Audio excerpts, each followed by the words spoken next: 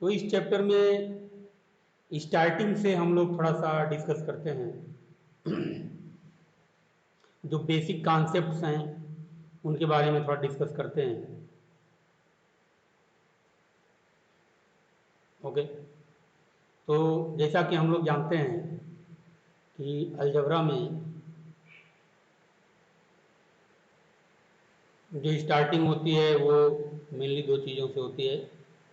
एक तो होता है कांस्टेंट और दूसरा होता है वेरिएबल। कांस्टेंट क्या होते हैं, देखिए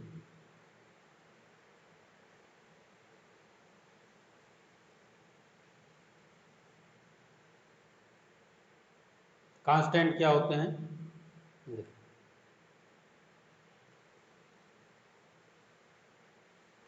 जितने हमारे नंबर्स हैं, जैसे नेचुरल नंबर मान लीजिए 1 2 3 4 5 6, निगेटिव इंटीजर्स -5 है ना, मान लीजिए -5, इसके बाद डेसिमल नंबर जैसे 0.6, फ्रैक्शनल नंबर जैसे 1/7, ये सब हमारे कांस्टेंट हैं।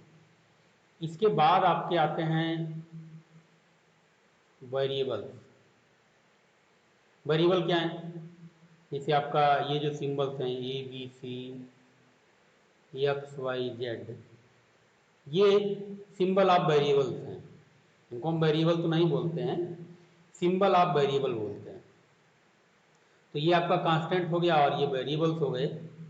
इसके बाद कांस्टेंट और वेरिएबल जब मल्टीप्लिकेशन या एडिशन ऑपरेशन से ज्वाइंट होते हैं, एक दूसरे के साथ ऑपरेट करते हैं, जैसे मान लीजिए हमने इधर से ले लिया 2 और इधर से हमने यहाँ से ले लिया x, तो 2 और x जब मल्टीप्लाइड होंगे तो ये जो 2x मिला इसी को हम बोलते हैं टर्म। और जब 2 या 3 टर्म आपस में एक साथ मिलते हैं, जैसे हमने यहाँ पर लिखा 2x - 3y + 4z, तो इसी को हम बोलते हैं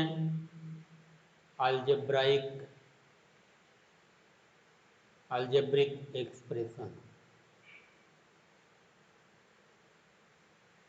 और जब कोई अलजेब्रिक एक्सप्रेशन, सपोज करिए जैसे ये अलजेब्रिक एक्सप्रेशन आ गया, मान लीजिए 3x - 4y, ये अलजेब्रिक एक्सप्रेशन है, लेकिन जब ये 0 के बराबर हो जाए तो इसी को हम बोलते हैं अलजेब्रिक इक्वेशन। तो अब आपको समझ में आ गया होगा कि इक्वेशन क्या है। अलजेब्रिक एक्सप्रेशन में जब ये इक्वल टू का साइन दिखाई देने लगे तो उसी को हम बोलते हैं अलजेब्रिक इक्वेशन। तो ये जो चैप्टर है आपका, ये मेनली आपका इसमें क्या क्या चीज़ें हमको फोकस करनी है कि इक्वेशंस बनाए कैसे जाते हैं और इक्वेशन को सॉल्व कैसे किया जाता है। दो चीज़, पहली चीज़ इक्वेशन बनाए कैसे जाते हैं, how to form the equation, second one how to solve an equation, and third one is how to use the simple equations in our daily life. ये तीन चीज़ें हम डिस्कस करते हैं। तो पहला जो आपका इसमें टॉपिक है, देखिए यहाँ पर लिखा हुआ है setting up of an equation, एक इक्वेशन को बनाया कैसे जाता है। तो इसमें हम एग्जाम्पल को छोड़कर एक्सरसाइज का ही क्वेश्चन लेंगे तो आपके लिए अच्छा रहेगा थोड़ा। तो हम एक्सरसाइज पर जाते हैं और वहाँ पर इक्वेशन बनाते हैं। जैसे ये है एक्सरसाइज 4.1, हम इसी को सॉल्व करते हैं। करा है complete the last column of the table. देखिए ये है इक्वेशन x + 3 = 0। इक्वेशन है आपका x + 3 = 0 और x की वैल्यू दिया है 3। तो अगर x की वैल्यू हम यहाँ पर 3 रख दें तो 3 + 3 = 0 और ये हो जाएगा 6 = 0, जो कि एक गलत रिजल्ट है। तो इसका मतलब है कि यहाँ पर हम लिखेंगे 9, और अगर इसमें लेफ्ट हैंड साइड और राइट हैंड साइड बराबर हो जाते तब हम लिखते यस। अब जैसे देखिए यहाँ पर x = 0 है, तो x = 0 अगर हम इसमें रखते हैं x = 0 तो लेफ्ट हैंड कितना हो जाएगा, लेफ्ट हैंड साइड हो जाएगा 3 और राइट हैंड साइड 0 हो जाएगा। तो यहाँ भी आंसर इसका 9 आएगा। इसी तरीके से अगर हम यहाँ पर x = -3 रखते हैं इसमें तो ये हो जाएगा -3 + 3 = 0 और इधर रिजल्ट हो जाएगा 0 = 0। तो इसको हम लिखेंगे यस। तो जिसमें ये सेटिस्फाई होगा उसको हम लिखेंगे यस, जिसमें सेटिस्फाई नहीं होगा उसको हम लिखेंगे नो। जैसे अगर यहाँ पर x की वैल्यू 7 रख दी जाए तो 7 - 7 0 होना चाहिए था, लेकिन ये दिया हुआ है 1, तो यहाँ पर हम लिखेंगे नो। अब यहाँ पर अगर x की वैल्यू हम 8 रख देते हैं, 8 - 7 = 1, तो ये सेटिस्फाई कर रहा है, तो ये हो जाएगा यस। तो इस तरह से आप इस क्वेश्चन को कर सकते हैं। ठीक है, अब देखिए ये क्या कर रहा है क्वेश्चन नंबर 2 कि check whether the value given in the bracket is a solution to the given equation or not. वही पहले वाले क्वेश्चन की तरह है। जैसे ये दे दिया n + 5 = 19, इसी को चेक करना है। अब इसमें n की वैल्यू आपको रखनी है 1, तो n की जगह अगर हम 1 रख देंगे तो 1 + 5 कितना हो जाएगा 6, और इधर कितना दिया है 19, तो ये हो जाएगा 9। बात समझ में आ रही है। अब इसमें आपको रखना है n = -2, तो -2 जब रखेंगे तो ये हो जाएगा लेफ्ट हैंड साइड में 7 × -2 एंड +5, तो 7 × -2 कितना हो जाएगा, ये हो जाएगा आपका -14 और +5। ये देखिए माइनस है, ये प्लस है, तो ये घट जाएंगे, तो कितना हो जाएगा, ये हो जाएगा -9, और राइट साइड में दिया है 19, तो ये भी 9 हो जाएगा। बात समझ में आई।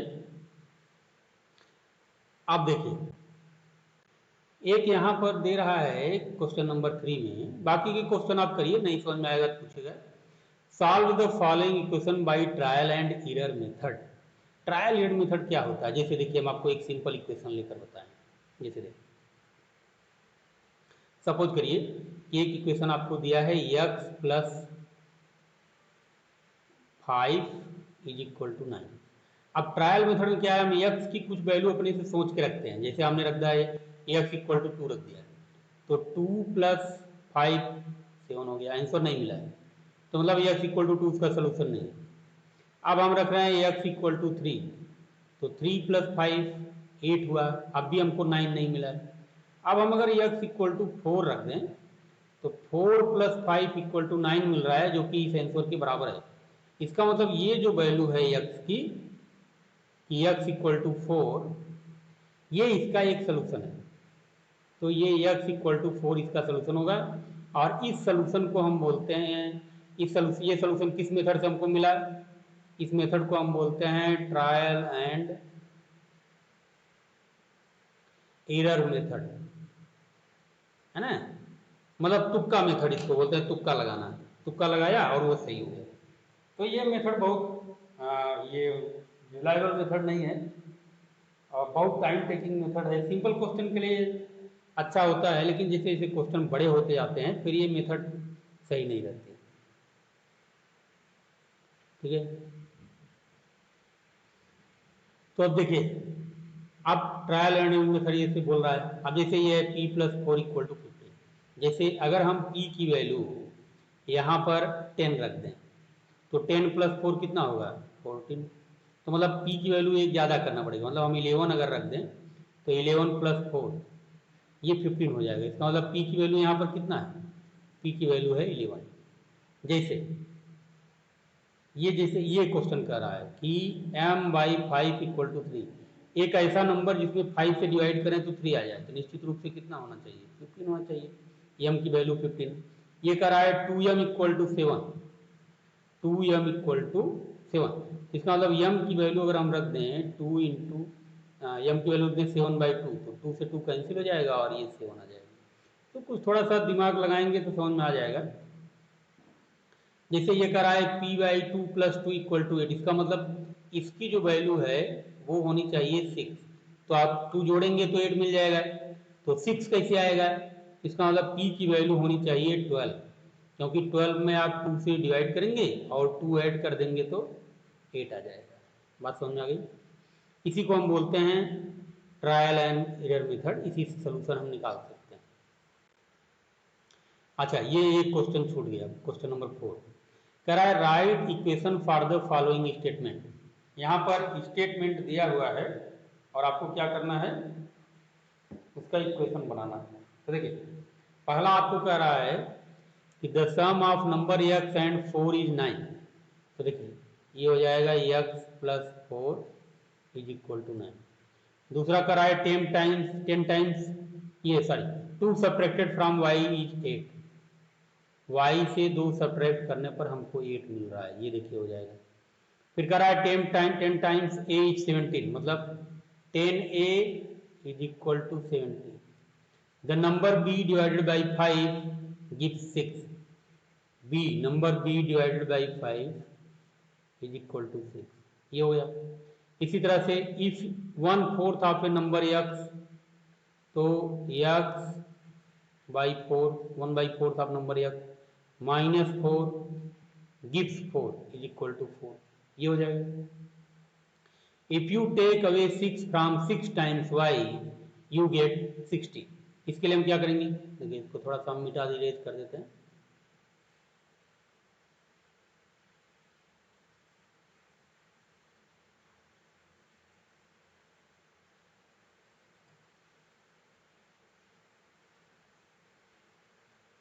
देखिए कराए if you take away 6 from 6 times y, मतलब 6y में से अगर 6 को निकाल दिया जाए तो हमको 60 मिलता है।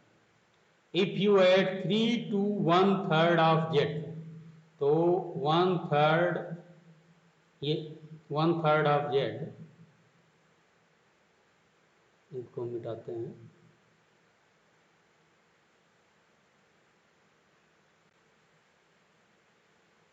ये हम यहां पर लिखते हैं 1/3 ऑफ z। आपका मतलब मल्टीप्लिकेशन होता है। And if you add 3 + 3 you get 30, हमको 30 मिलता है, ये 30 मिल गया। ठीक है।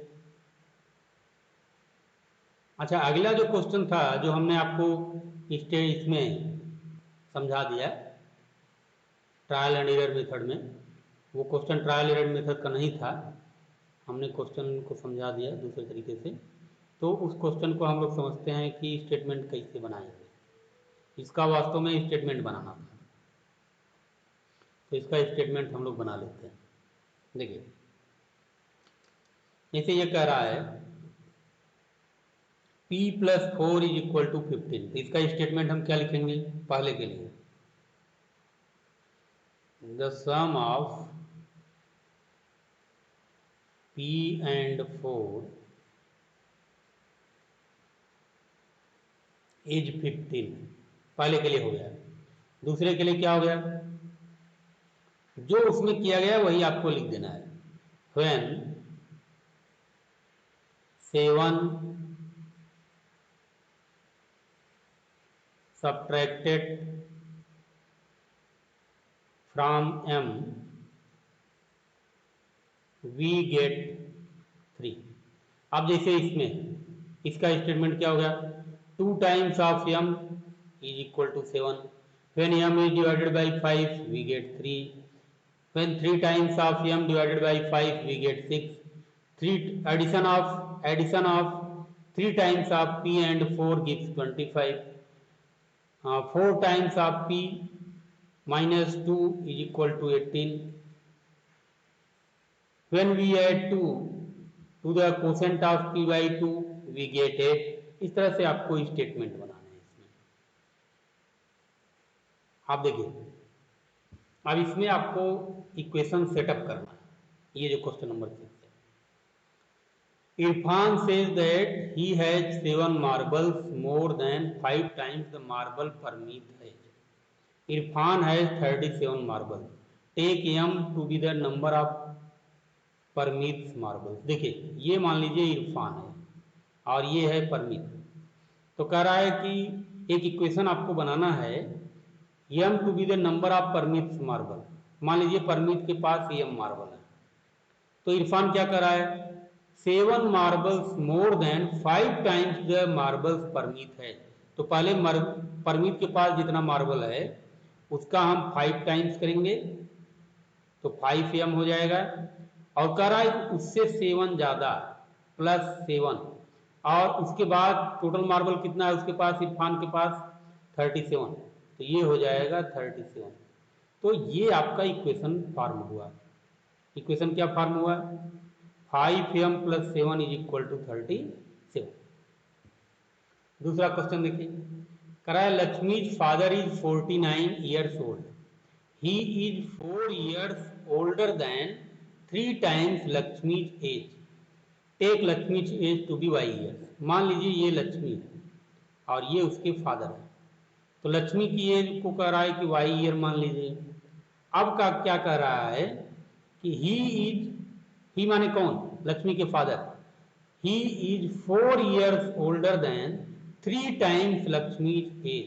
तो पहले हम 3 टाइम्स लक्ष्मी का एज लेंगे, 3y + 4, और कह रहा है कि फादर की एज कितनी है? 49। तो यहाँ पर हम लिख देंगे 49। तो ये आपका इक्वेशन बन जाएगा। आपको बात समझ में आ रही होगी। तीसरा क्वेश्चन क्या कह रहा है कि the teacher tells the class that the highest marks obtained by a student in her class is twice the lowest mark +7. The highest score is 87. Take the lowest score be L. तो देखिए lowest score L हो गया। अब highest score हम कैसे निकालेंगे? कह रहा है कि ट्वाइस द लोवेस्ट मार्क, तो इसको ट्वाइस करेंगे और +7, और कह रहा है कि ये हाईएस्ट मार्क किसके बराबर है? वो 87 के बराबर है। बात समझ में आ गई? ये इक्वेशन बन गया। अब ये लास्ट क्वेश्चन है, कह रहा है कि in an isosceles triangle the vertex angle is twice either base angle. Let the base angle be in degree and remember that the sum of angles of a triangle is 180 degree angle sum property। तो देखिए ये मान लीजिए कि isosceles triangle है, ये मान लीजिए आइसोसेलेस, और ये इसके इक्वल एंगल्स हैं, है ना। तो कह रहा है कि बेस एंगल को आप बी ले लीजिए, बेस एंगल को हमने बी ले लिया है। The vertex angle is twice either base angle. कह रहा है कि वर्टेक्स जो एंगल है वो बेस एंगल के ट्वाइस के बराबर है, मतलब 2b के बराबर है। अब तीनों एंगल, ये एंगल और ये एंगल, इनका सम 180 डिग्री दिखाना है, मतलब 2b + b = 180 डिग्री। ये आपका इक्वेशन बन गया। बात समझ आई? तो ये तो हुआ इक्वेशन फार्मिंग, हमने इक्वेशन कैसे बनाया। अब solving of an equation, equation को सॉल्व कैसे करते हैं। तो एक तो मैंने आपको बताया, कौन सा मेथड बताया था? Trial and error method. इस मेथड का यूज हम नहीं करेंगे, कभी कभी करेंगे, अगर कहेगा करने के लिए तो करेंगे, अदरवाइज इस मेथड का हम यूज नहीं करेंगे। हम मेथड यूज कौन सा करेंगे वो मैं आपसे डिस्कस करने जा रहा हूं। मेथड हम यूज करेंगे, देखिए इस मेथड को हम बोलते हैं ट्रांसपोजिशन लॉ। इस लॉ को, इस रूल को हम यूज करेंगे, रूल ऑफ ट्रांसपोजिशन। ये मैंने आपको क्लास 6 में बताया था, मैं एक बार फिर आपको बता देता हूं। इसमें दो रूल हैं। पहला रूल क्या कहता है कि all the variables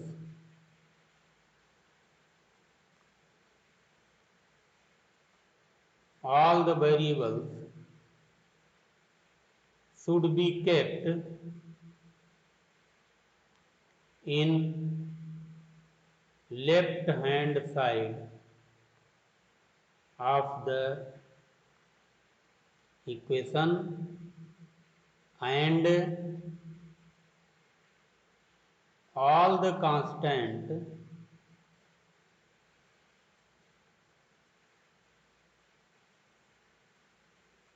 should be kept in RHS of the equation। पहला रूल हो गया। कि सभी वेरिएबल जो होंगे वो लेफ्ट हैंड साइड में रखे जाएंगे और जो कांस्टेंट होंगे उनको हम राइट हैंड साइड में रखेंगे। ये तो पहला रूल हुआ। दूसरा रूल क्या है कि इफ एनी कांस्टेंट और variable change their side, then there will be the change in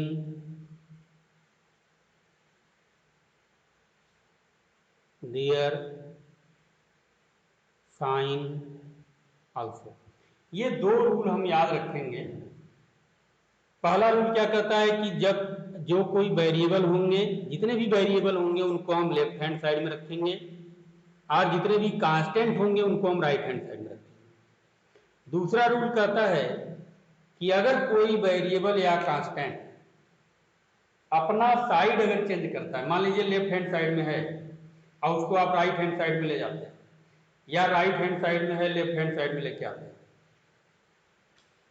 तो उसका जो साइन होगा वो चेंज हो जाएगा। माने अगर वो प्लस है तो माइनस हो जाएगा, माइनस है तो प्लस हो जाएगा, मल्टीप्लाई है तो डिवाइड हो जाएगा, और डिवीजन में है तो उधर जाके मल्टीप्लाई हो जाएगा।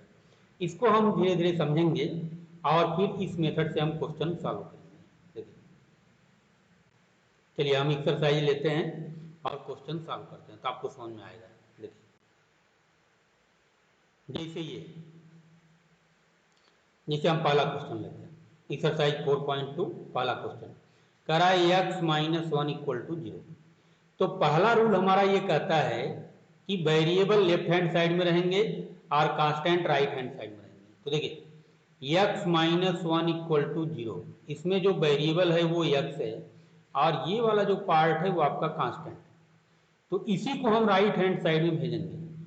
अब दूसरा रूल क्या कहता है कि अगर कोई भी वेरिएबल या कांस्टेंट अपना साइड अगर चेंज करेगा तो उसका साइन चेंज हो जाएगा। इसका साइन कितना है -1, तो राइट हैंड साइड में जाएगा तो क्या हो जाएगा +1, तो इसका मतलब x इक्वल टू +1। तो इसका सोल्यूशन आ गया x इक्वल टू +1। और इसमें कह रहा है कि give the first step you will use to separate the variable and then solve the equation. तो पहला स्टेप क्या है, transposing -1 to the right hand side. मैंने क्या बोला, ट्रांसपोज -1 टू द RHS। -1 को हम ट्रांसपोज करेंगे राइट हैंड साइड में। उसी तरीके से जैसे मान लीजिए ये इक्वेशन है x minus 1 equal to 5, x minus 1 equal to 5। देखिए इस इक्वेशन को ध्यान से देखिए, सोल्यूशन आपको ऑटोमेटिक दिखाई देगा। वो कह रहा है कि x एक ऐसा नंबर है कि जिसमें से अगर 1 माइनस करें तो 5 मिलेगा। इसका मतलब हमको सीधा सीधा पता चल रहा है x की वैल्यू है 6, लेकिन ये ट्रायल मेथड है, इसको हम यूज नहीं करेंगे। अब ट्रांसपोजिशन लॉ क्या कहता है कि वेरिएबल तो लेफ्ट हैंड साइड में रहेंगे, तो लेफ्ट हैंड साइड में वेरिएबल को हमने रख लिया। अब -1 को हम भेजेंगे राइट हैंड साइड में, तो ये हो जाएगा 5 + 1। +1 क्यों हुआ, क्योंकि इधर ये माइनस में था और साइड जब चेंज होगा तो ये इसका साइन चेंज हो जाएगा, तो माइनस से प्लस हो गया। तो यहाँ पर x की वैल्यू आ गई 6। बात समझ आई। उसी तरीके से आप देखिए जैसे ये कि 3l इज इक्वल टू 42। तो अब देखिए यहाँ पर 3 जो है क्या है, कांस्टेंट है, l क्या है, वेरिएबल है, तो 3 को हम इस साइड में ले जाएंगे। तो यहाँ पर 3 जो है वास्तव में ये है 3 into l, r is equal to 42।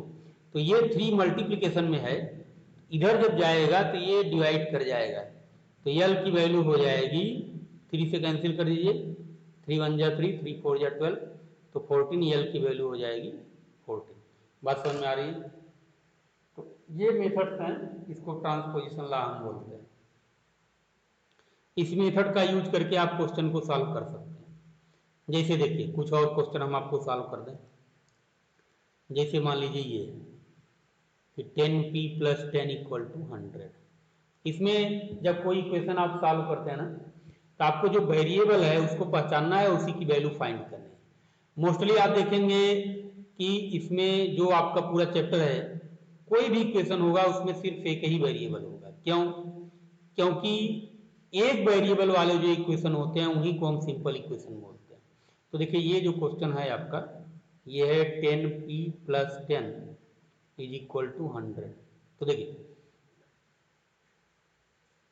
Last transposition क्या कहती है कि लेफ्ट हैंड साइड में रहेंगे सिर्फ वेरिएबल, तो हम ये जो +10 है इसको हम राइट हैंड साइड में ले जाएंगे। तो लेफ्ट हैंड साइड में बचा आपका 10p और ये हो गया 100 - 10। तो 100 - 10 क्या हो गया? 90 हो गया। और ये 10p की वैल्यू के बराबर हो गया। अभी भी ये जो 10 है, ये 10 इधर नहीं रहेगा, ये जाएगा राइट हैंड साइड में। तो हम क्या करेंगे, आप ऐसे भी कर सकते हैं कि आप 10 से डिवाइड कर दीजिए दोनों को। ये देखिए 10 से डिवाइड करिएगा तो ये 10 कैंसिल हो जाएगा और ये हो जाएगा 10 9 जा 90 और p की वैल्यू आ जाएगी 9। इस मेथड से भी आप सॉल्व कर सकते हैं। कहीं कहीं लोग इस मेथड को भी यूज करते हैं, लेकिन ओवरऑल है ये ट्रांसपोजिशन लॉ ही है।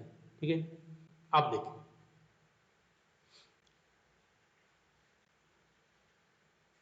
From solution two equation. अब सोल्यूशन से इक्वेशन बनाना है ना।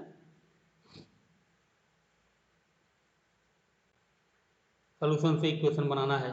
अब यहाँ भी आपको इक्वेशन सॉल्व करना है।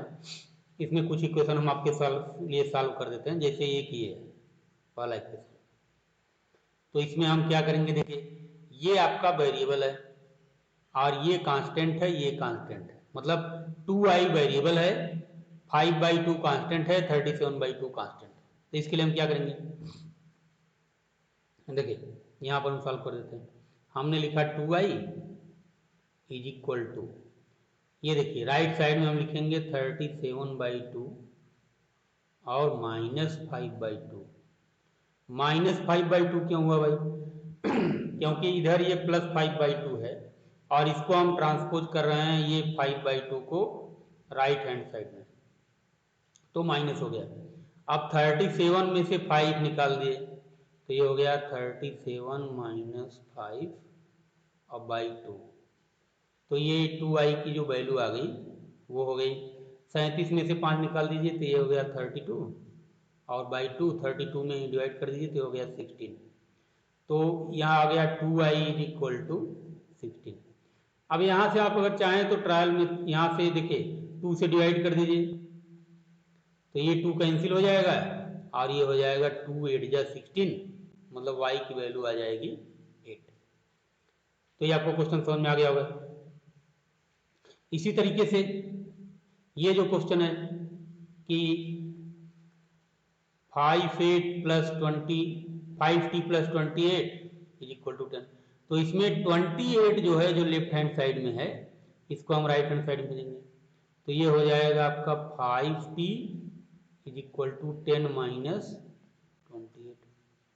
ठीक है, तो 10 - 28 कितना हो जाएगा? -18 और 5t = -18, तो t की वैल्यू आ जाएगी -18/5।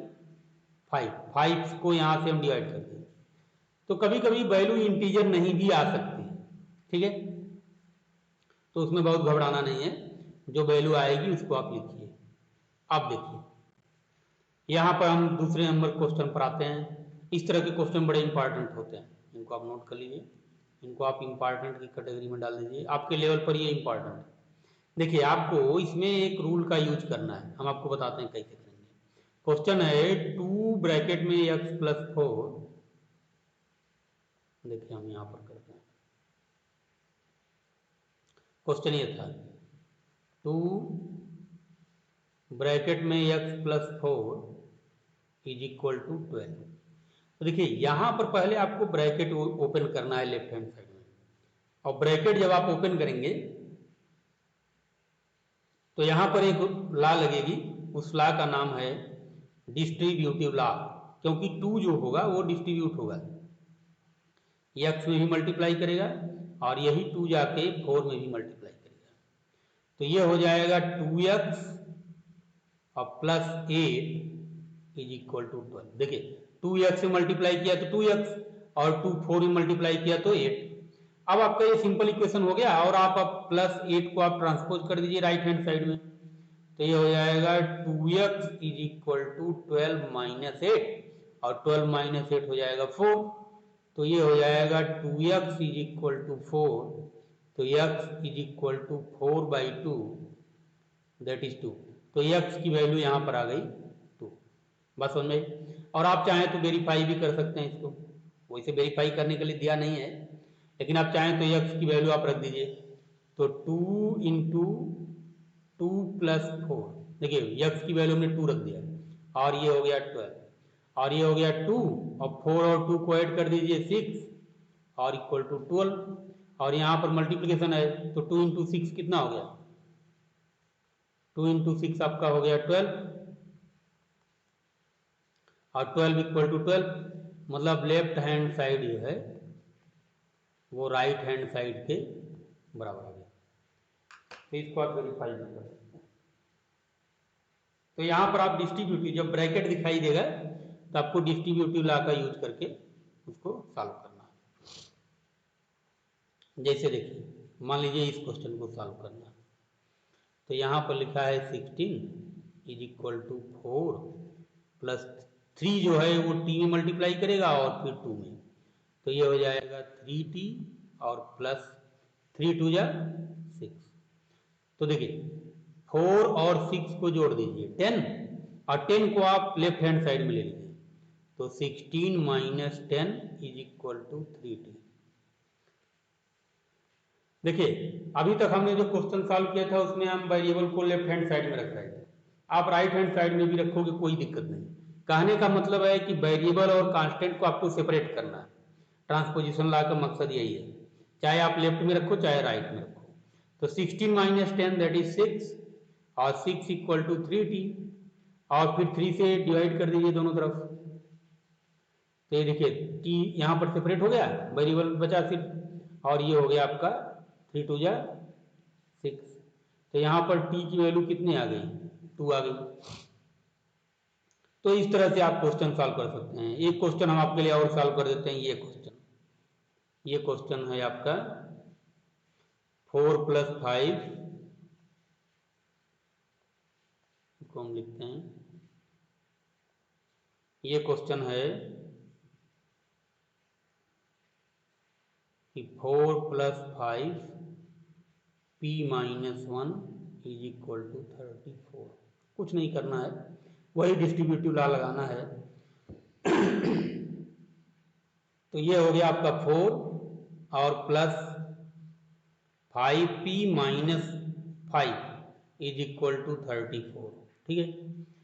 तो 4 और माइनस 5, तो ये हो गया कितना, -1 और ये हो जाएगा 5p रहा इज इक्वल टू 34।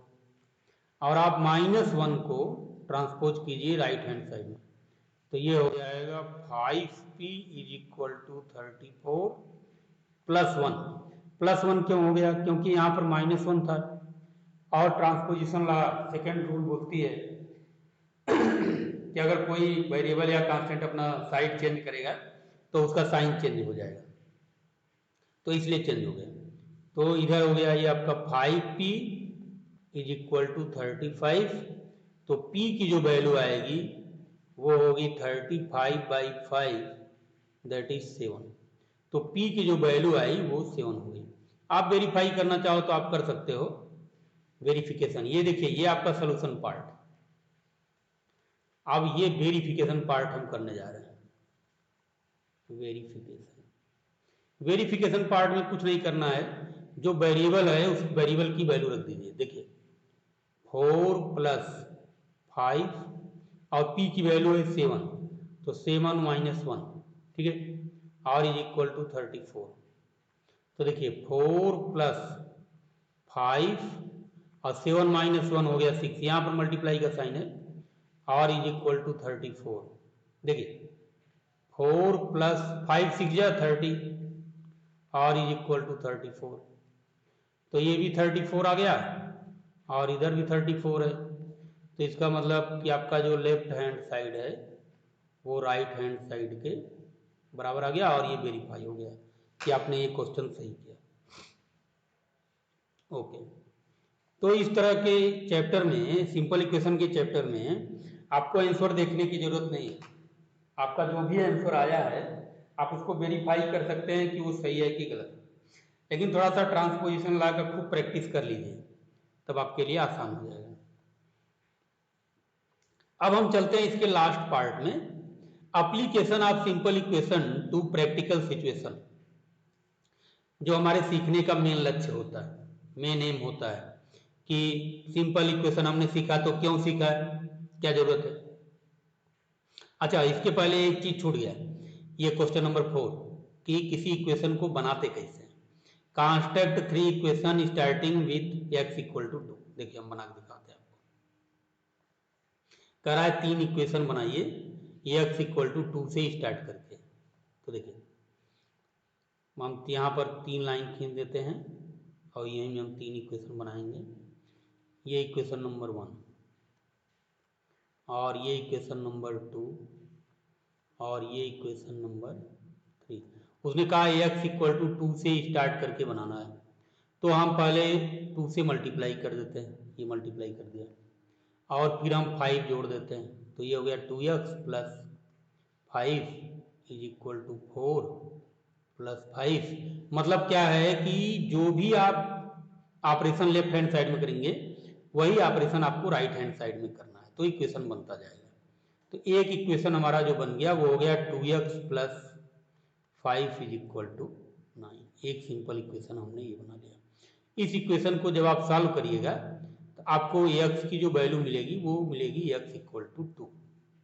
बात समझ में आ गई। अब देखिए दूसरा इक्वेशन हम यहाँ बनाते हैं, यहाँ है x इक्वल टू 2। तो हम क्या करते हैं कि x में से x को 2 से डिवाइड करते हैं, x divided by 2 is equal to 2 divided by 2 that is 1। तो यहाँ पर x by 2 is equal to 1। एक ये भी सिंपल इक्वेशन आपका हो गया। और अगर आप इसको सॉल्व करते हैं तो यहाँ से भी आपको x की वैल्यू 2 ही मिलेगी। तीसरा इक्वेशन ये है x इक्वल टू 2। तो हम अगर करें 9 में से घटा दें, 9 minus x is equal to 9 minus 2, तो ये आ गया 7। ठीक है। और इस 9 माइनस एक्स को हम अगर 3 से मल्टीप्लाई कर दें तो इसको भी 3 से मल्टीप्लाई करना पड़ेगा, मल्टीप्लाइड बाई 3, तो ये हो जाएगा 3 9 minus x is equal to 3 7 जा 21। तो ये भी एक आपका सिंपल इक्वेशन यहाँ बन गया है। और इसको भी अगर आप सॉल्व करते हैं तो आपको x की वैल्यू मिलेगी 2। और एक इक्वेशन आपका यहाँ बना हुआ था, ये इसको मैं रेक्टेंगल कर दे रहा हूँ। तो 3 इक्वेशन आप इस तरह से बना सकते हैं। इसी तरह से x minus x equal to -2 से भी स्टार्ट करके बना सकते हैं आप। तो इस तरह से ये क्वेश्चन सॉल्व हुआ। और हम बढ़ते हैं अब एप्लीकेशन वाले पार्ट पर, और उसमें भी एक्सरसाइज सॉल्व करते हैं आपके लिए।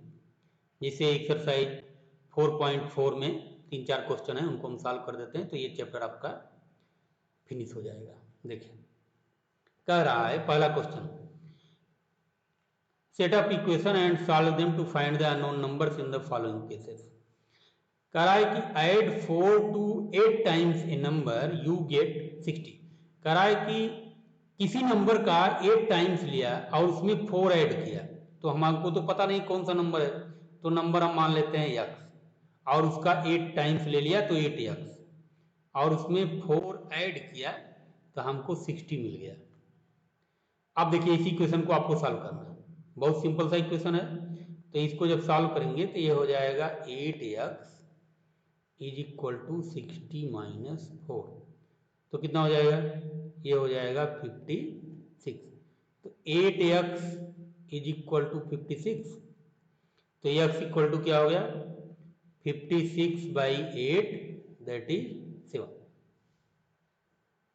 इसका मतलब ये जो नंबर है वो कौन सा नंबर है, वो है 7। क्यों?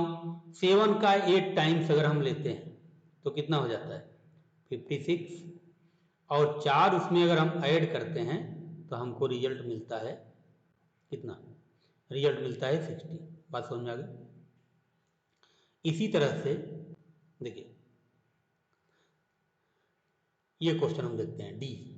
When I subtracted 11 from twice a number, तो हम मान लेते हैं नंबर है x और उसका ट्वाइस हो गया 2x, ठीक है।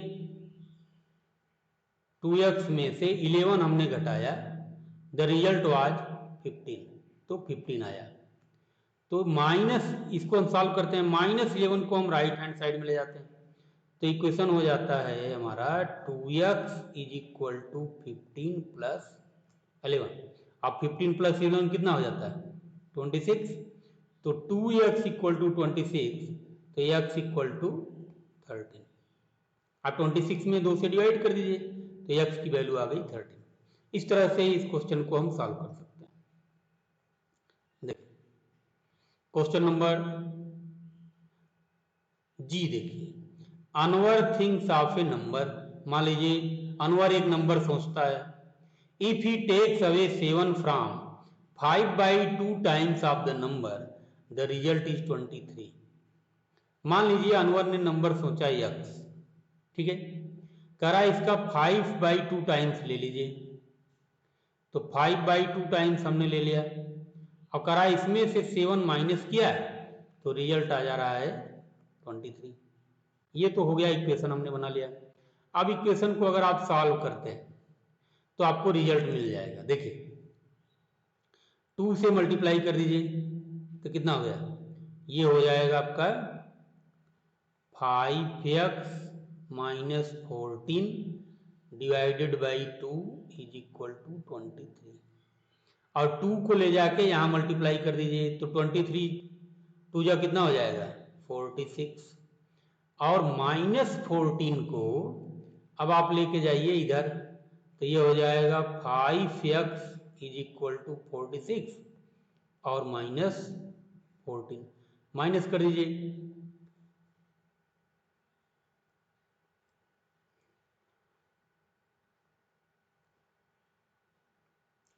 इसको क्वेश्चन को ये इसको हटाते हैं, हम यहाँ सॉल्व कर लेते हैं।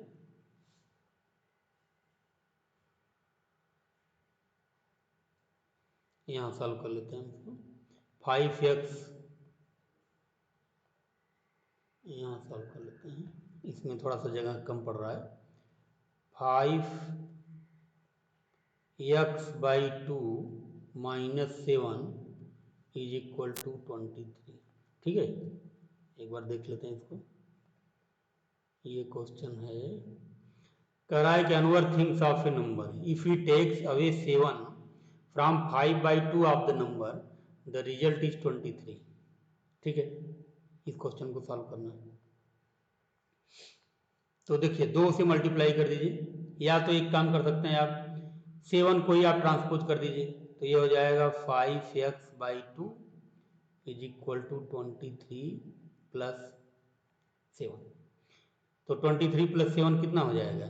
ये हो जाएगा 30, तो यहाँ से हो जाएगा 5x/2 इज इक्वल टू 30, और ये 2 को आप यहाँ मल्टीप्लाई करा दीजिए 30 में ले जाकर, 2 को ट्रांसपोज करिए, तो 2 इधर डिवीजन में है तो इधर जाके मल्टीप्लाई में आएगा, तो 30 मल्टीप्लाइड बाई 2, और 5 को भी ट्रांसपोज कराना है तो 5 मल्टीप्लाई में है तो इधर आएगा तो डिवीजन में हो जाएगा, तो डिवाइडेड बाई 5, और ये x की वैल्यू आ गई, तो 5 6 जा 30 और 6 2 जा 12, तो x की वैल्यू आ गई 12, ये आ गई, यही आंसर हो जाएगा आपका, ठीक है। तो इस तरह से आप इन तरह के क्वेश्चन को सॉल्व कर सकते हैं। और ये क्वेश्चन मैंने अभी आपको सॉल्व करके दिखाया हुआ था, इक्वेशन बनाया था, इसको आप सॉल्व कर सकते हैं। अब जैसे क्वेश्चन नंबर 4 देखिए क्या करा है, एक रीडल है, कह रहा है कि I am a number, tell my identity. मान लीजिए नंबर है x, take me 7 times over, तो 7x हो जाएगा। कराए and add a 50 plus 50, to reach a triple century you still need 40। अभी भी कह रहा है कि ट्रिपल सेंचुरी नहीं हुई। ट्रिपल सेंचुरी पहुंचने के लिए अभी भी आपको 40 नंबर चाहिए। मतलब क्या है कि ये 260 है। तो अब आप क्या करेंगे, प्लस 50 को आप ट्रांसपोज कर दीजिए इधर, तो ये हो जाएगा 7x इज इक्वल टू 260 और माइनस 50, तो ये हो जाएगा 210। 7x इज इक्वल टू 210 और 7 को ट्रांसपोज करिए तो इधर 7 मल्टीप्लाई में, इधर डिवीजन में आ जाएगा, तो x इक्वल टू हो जाएगा 210/7 और ये हो जाएगा 7 3 जा 21, तो x की वैल्यू आ गई 30। अब इसको आप चेक कर सकते हैं, तो नंबर कौन सा हो गया 30। कह रहा है टेक मी 7 टाइम्स ओवर, तो 7 टाइम्स अगर लेते हैं तो 210 एंड ऐड ए 50 उसमें जोड़ दीजिए, 0 6 और 2। कह रहा है कि to reach a triple century you still need 40, अभी भी 40 नंबर कम है, इस 40 जोड़ेंगे तब आपको ट्रिपल सेंचुरी मिलेगी। तो इस तरह से आपका ये चैप्टर शेष होता है। और अगर आपको कोई पार्टिकुलर किसी क्वेश्चन में परेशानी है तो आप कमेंट सेक्शन में शेयर करके कमेंट करके बताइए, हम उस क्वेश्चन को सॉल्व करके फिर से आपके लिए यूट्यूब पर अवेलेबल कर देंगे। Thank you, have a nice day.